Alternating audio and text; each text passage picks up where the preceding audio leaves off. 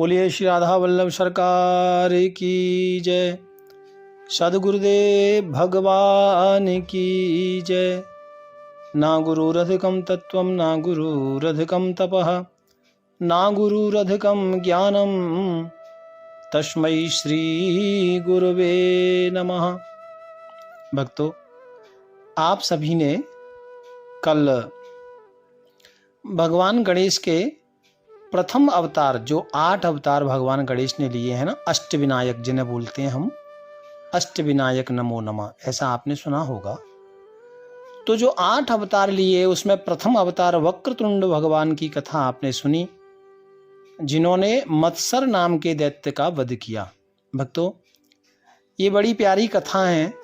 ये जो भी दैत्य मारे जा रहे हैं या आगे जो मारने वाले हैं भगवान गणेश, जिनका वध करने वाले हैं, वो सब हमारे अंदर हैं। ये बार बार मैं आपसे कह रहा हूं, मत्सर हमारे अंदर बैठा हुआ है, ठीक है ना। तो ये इसका मतलब ये है कि जो आप दैत्यों की कथा आप सुन रहे हैं, तो इनको कैसे मारना है, बिना भगवान की गणेश की कृपा के बिना ऐसा संभव नहीं है। तो इसलिए दूसरा अवतार है एक दंत। एक दंत का मतलब होता है एक नाम माया का है, दंत नाम सत्ता का है। माया और सत्ता, इस माया को जो अपने अधीन रखता है वह एक दंत है। एक दंताय विद्महे वक्रतुंडाय धीमहि तन्नो दंतिः प्रचोदयात्। भक्तों, तो एक दंत का मतलब आपने जाना माया और सत्ता। माया सत्ता जिसके अधीन रहे तो वो है एक दंत। ये भगवान गणेश का दूसरा अवतार है। इस दूसरे अवतार की कथा आती है कि एक बार च्यवन ऋषि ने तपस्या की और तपस्या के बाद च्यवन ऋषि के मल से, यानी जब जो शरीर से मैल निकला, उससे मद नाम के राक्षस की उत्पत्ति हुई। ये मत्सर और मद, आप समझना, ये हमारे अंदर ही है। ईर्ष्या, मद, मत्सर, है ना, काम, क्रोध, लोभ, लालच, तृष्णा, ये सब अपने अंदर बैठे हैं। तो ये मद का मतलब होता है मदांध हो जाना, किसी को गिनना नहीं, छोटों को, बड़ों को, माता पिता को नहीं, भाई बंधु को नहीं, समाज को नहीं, कहना मद आ गया, इसको मद हो गया। तो च्यवन ऋषि के द्वारा ये मद की उत्पत्ति हुई। भक्तों, तो जितने भी दैत्य होते हैं ना, इन सब के गुरु हैं श्री शुक्राचार्य जी महाराज। ये भी गुरु शुक्राचार्य जी की शरण में गए, क्योंकि अब इनके तो जैसे भी पैदा होते हैं तो इनके गुरु तो एक ही है, शुक्राचार्य जी। तो ये शुक्राचार्य जी के पास गए और कहा कि गुरुदेव, मुझे जितनी भी शक्ति साधना होती हैं संसार में, सृष्टि में जितनी भी शक्तियां हैं, मुझे ऐसा आशीर्वाद दो कि सब जगह सारी सृष्टि की शक्तियां मुझे प्राप्त हों और सर्वत्र मेरा ही राज हो। ऐसा आशीर्वाद आप मुझे प्रदान करें। भक्तों, अब इसने देखो, उस जो अभी मत्सर नाम का दैत्य आपने कल सुना, उसने तो कहा कि मुझे मंत्र दो, तपस्या करनी है। लेकिन ये क्या मांग रहा है? डायरेक्ट आशीर्वाद मांग रहा है और ये कह रहा है कि मुझे ऐसा आशीर्वाद दो कि सब कुछ मुझे प्राप्त हो जाए, बिना मतलब के। हाँ, ऐसे चेलाओं की कमी नहीं है, करना थक नहीं चाहते हैं, आशीर्वाद पूरा चाहिए। तो ये है ये इसका नाम है मद। मद का मतलब जानते हैं क्या होता है? मद का मतलब होता है आलसी। मद मतलब आलसी। और मद की जो शादी हुई थी ना भक्तों, उनका नाम था प्रमदासुर की पुत्री शालसा। इस शालसा के साथ इनका विवाह हुआ। और क्योंकि आलसी तो था ही, भोग विलास में फंसता चला जा रहा था, और फिर इसने लोगों पर अत्याचार करना आरंभ कर दिया, अत्याचार करना आरंभ किया। प्यारे भक्तों, और इतना अत्याचार किया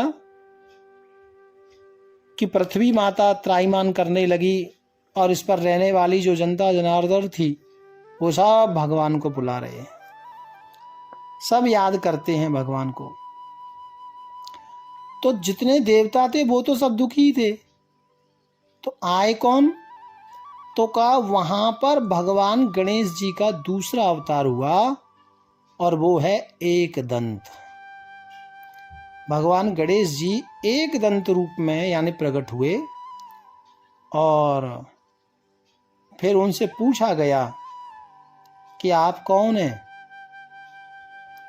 तो कहा मैं स्वानंदवासी, कण कण में व्यापक जो मेरा रूप है, तत्वमसि।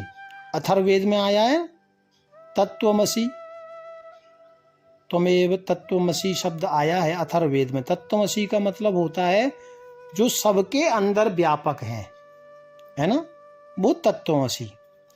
जो परमात्मा निराकार है, जिसका कोई आकार नहीं है, लेकिन भक्त जिस रूप में भगवान को याद करते हैं, क्योंकि भगवान का एक नाम है भक्त वांछा, तो भक्त जिस रूप में भगवान को याद करते हैं, भगवान उसी रूप में प्रकट हो जाते हैं।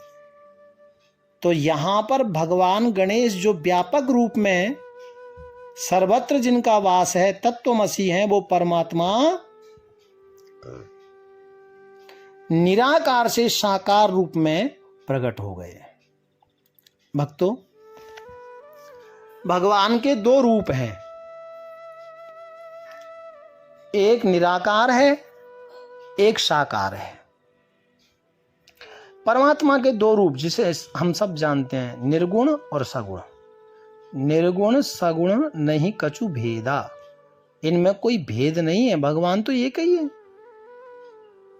तो इसलिए भगवान गणेश जब एक दंत के रूप में वहां प्रकट हुए, तो वो जो राक्षस था, मद नाम का राक्षस, उसके साथ भगवान एक दंत ने युद्ध किया। और युद्ध करने लगे तो उसने कहा कि नाथ मैं आपकी शरण में आया हूं। वो समझ गया कि अब मुझे मरना पड़ेगा, भगवान एक दंत से मुझे कोई बचा नहीं सकता। तो वो उसने अपनी चालाकी दिखाई और भगवान एक दंत की शरण में आ गया। कहा कि नाथ मुझे मारो नहीं, मैं आपकी शरण में आया हूं, और फिर जितने भी असुर हैं सब आपके अंदर ही तो हैं, मुझे क्षमा करो। भगवान ने कहा क्षमा तो करूंगा, लेकिन यहाँ तुसी रह नहीं सकते। क्यों?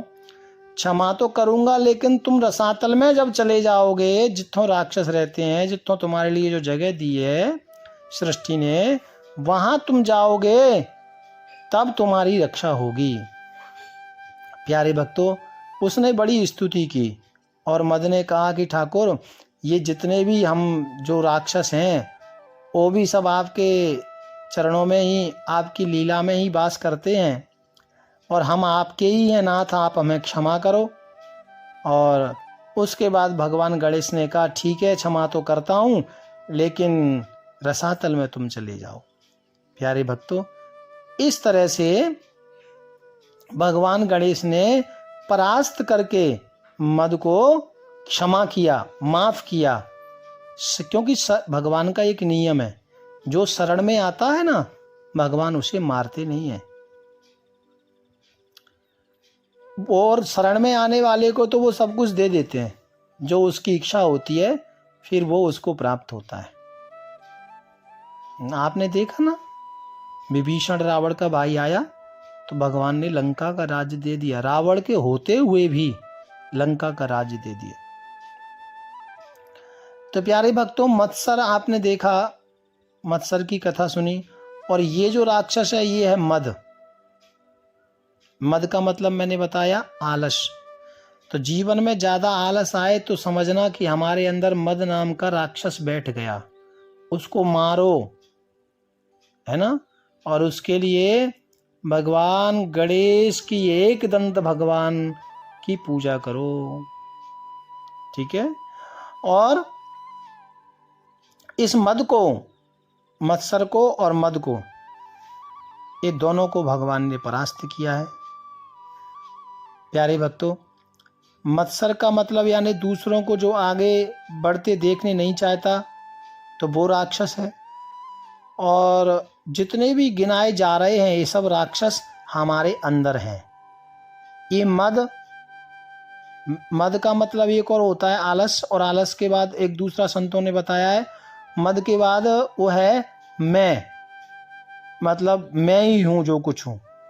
मैं जिसके अंदर आ जाता है, जो अहंकार, मैं रूपी जो अहंकार आ जाता है, उसको भी मद कहा गया है भक्तों।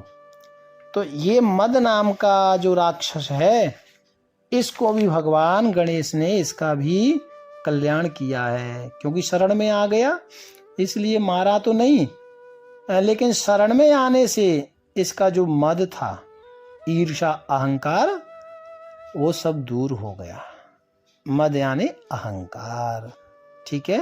तो इस तरह से भगवान गणेश जी का जो दूसरा अवतार है एक दंत, ये एक दंत भगवान ने मद नाम के दैत्य का वध तो नहीं किया, उसको, उसका अहंकार, उसका मद दूर किया और अपनी शरण में लिया, और उसको जितों राक्षसों की रहने की जगह है उधर भेज दिया।